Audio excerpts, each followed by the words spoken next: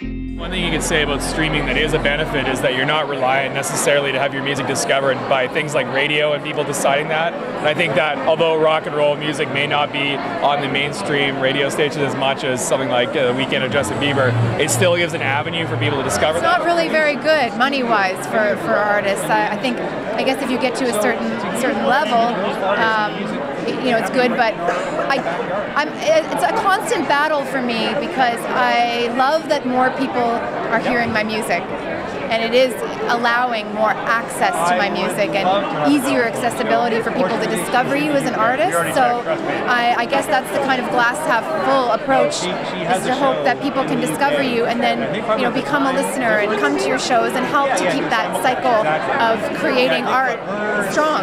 Streaming is, at a band for our level, it's great. Like it just gets us the exposure that we're looking for at this stage. I mean, for a huge artist that's already making millions of dollars and wants to make more, I mean, I guess that's a couple pennies off their plate. Well, I think it's great for emerging artists. There's more visibility and exposure for emerging artists than ever before, and that's what streaming audio does. And it's also wonderful for the fan and the consumer, and I consider myself a fan of music first, so it's the ultimate jukebox, and it's great. So I don't really know how you can put a negative spin on it. It just shifts the revenue stream from the traditional method to something that's a little bit different. So with that exposure comes increased fan base, and with the increased fan base, you're going to get more people to your shows, more people buying merch. So you aren't selling records the same way, but that doesn't mean that we're all digging ditches at 5 a.m. I think that we have to move forward, and I think we have to look at music as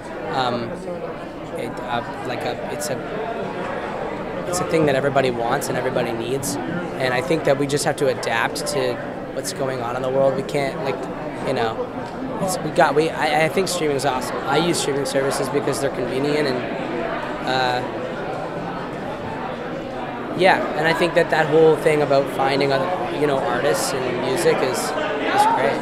I personally think that, I mean, once people can get something free, they're not gonna buy it, because probably we'll do the same thing too. So it's kind of like a legal bootleg. Yeah, it's a legal bootleg. If you check it, because if it's not accessible to them, nobody's gonna buy what they can get free. So that is just the moral of the story.